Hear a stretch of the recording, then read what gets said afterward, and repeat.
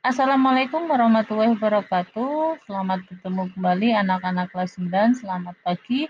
Hari ini kita akan membahas tentang Jepang. Ya, ada yang tahu? Ini apa? Bunga, iya, bunga sakura. Ini salah satu ikon dari negara Jepang. Nah, Jepang mendapat julukan Negeri Sakura, Negeri Matahari, dan Macan Asia.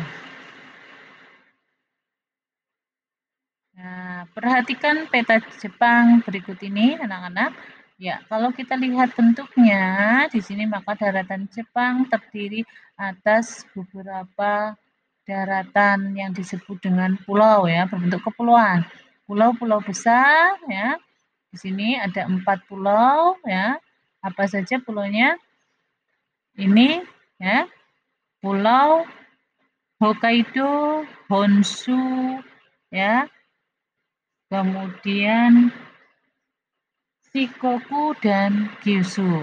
Nah, ini pulaunya ya, Hokkaido, Honshu ya, kemudian Shikoku dan Kyushu.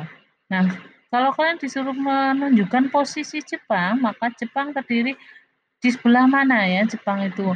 Ini ada daratan Asia, benua Asia ya. Ini perairan ya, ini Samudra Pasifik ya. Ini Laut Cina, nah, Laut Okhotsk. Nah, Jepang itu berada di Asia Timur nih, Asia tapi yang sebelah timur ya.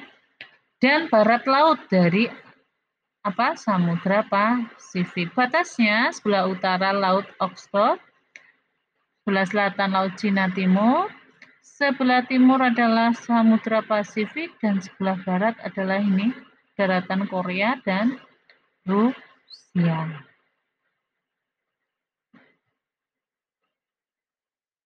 Nah, letak astronomis dari Jepang.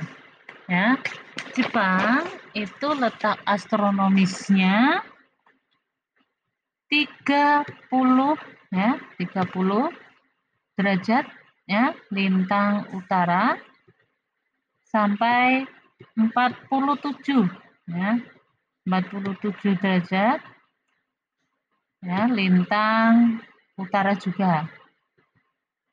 Nah, kemudian 128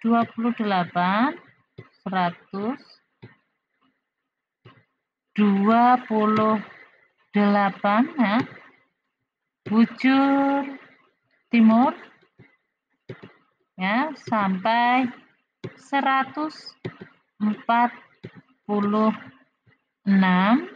ya, derajat bujur timur.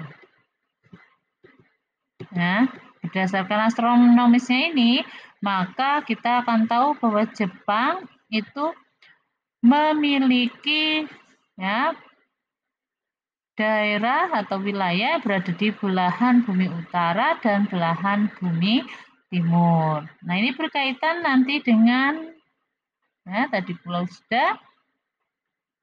Ya, kondisi alam Jepang tadi berdasarkan kita mengamati peta, dataran Jepang terdiri atas pulau besar dan kecil ya, terdiri atas pulau vulkanis ya, ini masuk pada rangkaian pegunungan sirkum Pasifik.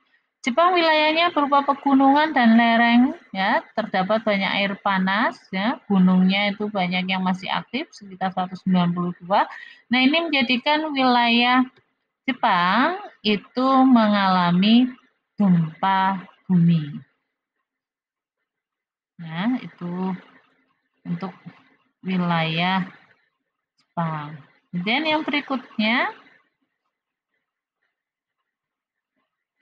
gunung berapi ini yang terkenal Gunung Fujiyama dengan ketinggian 3.778 meter, banyak dijumpai sumber air panas. Dan yang menarik di Jepang, sungainya itu pendek, arusnya deras. Banyak dimanfaatkan sebagai pembangkit tenaga listrik. Dan di Jepang banyak dijumpai teluk sehingga ya baik untuk pelabuhan. Nah, dan yang berikutnya, nah sekarang kita melanjut. Nah, Kita lanjutkan tentang berikutnya iklim ya. Coba perhatikan di sini ya. Ini gambar dulu ya, anggap saja ini lingkaran. Nah, ini 0 derajat khatulistiwa, ini 22,5 derajat, ini 40, ini 66,5 derajat, dan terakhir 90. 0 sampai 22,5 adalah tropis, 22,5 sampai 40 adalah subtropis, dan 40 sampai 66 sedang, 66,5 sampai 90 adalah dingin. Nah, perhatikan, tadi kita ingat ya di sini bahwa iklim bahwa letak astronomis dari Jepang adalah 30 derajat lintang utara sampai 47 derajat lintang utara. Ya. Ini berarti masuknya mana? 0 sampai 22 tropis nggak mungkin ya, tapi antara 22 sampai 66. 22 sampai 40 subtropis nih. 30 itu kan berada antara 22 sampai 40. Berarti subtropis. Kemudian 47 berarti antara 40 sampai 66,5 sedang. Nah, berarti punya iklim subtropis dan sedang. Subtropis dan sedang ini Jepang mengalami 4 musim, yaitu semi, panas, gugur, dan dingin. Musim semi ini pada bulan Maret, cirinya biasanya muncul kuncup-kuncup bunga ya, bunga sakura. Panas, ini suhunya sangat tinggi pada bulan Juni, biasanya dicirikan sekolah-sekolah Jepang itu libur. Gugur, itu rontoknya daun-daun, ya. Kemudian dingin, ini turunnya salju. Ya.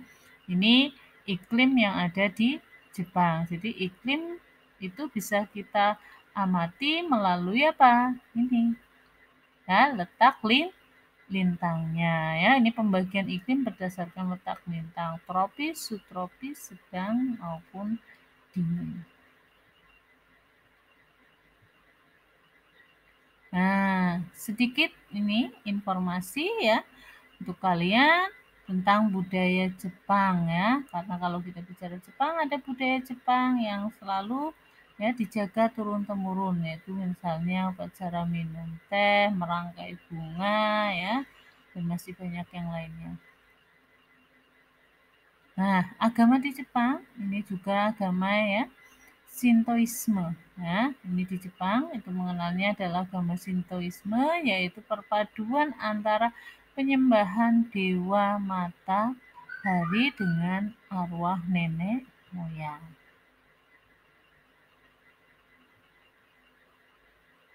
Itu tadi ya, kalau kita lihat agama Jepang. Kemudian nah ini tugas untuk kalian nanti, yaitu ini mengamati peta ini ya, nanti ada ya tugasnya ini, dan nanti ada tambahan tugas yang lainnya ya, nanti saya share saja di grup WA IPS ataupun classroom kalian ya.